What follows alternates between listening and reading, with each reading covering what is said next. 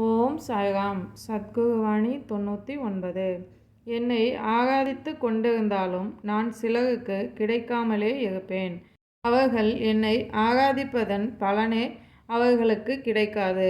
அவர்கள் யார் என்று ஆலோசனை செய்ய வேண்டாம்.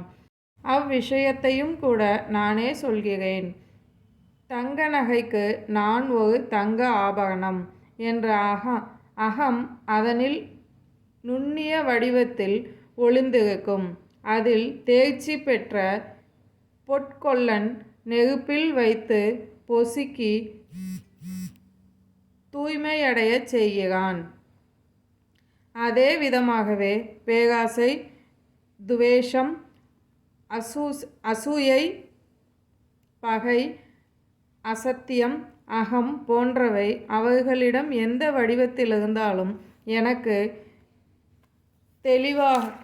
தெளிவாக தெரிய வரும். இந்த தடைகள் அவர்களின் பூஜையை எனக்கு கிடைக்காமல் செய்கிறது. அப்போது நான் அவர்களுக்கு என்ன செய்ய இயலும்?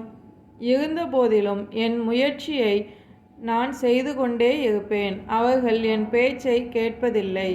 என்னை அடைய வேண்டும் என்ற துடிப்பு இருப்பவர்கள் அந்த துர்குணங்கள் விட்டுவிட வேண்டும். அவர்களின் நடத்தையை அவர்களே மாற்றிக்கொள்ள வேண்டும். விதை நல்லதானால் மட்டுமே விளைவு நன்றாக இருக்கும். இல்லையேல் உழவனின் உழைப்பு வீணாகிவிடும்.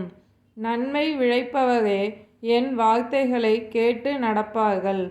என் வார்த்தைகளின் மீது நம்பிக்கை வை. ஓம் சாய்ராம்.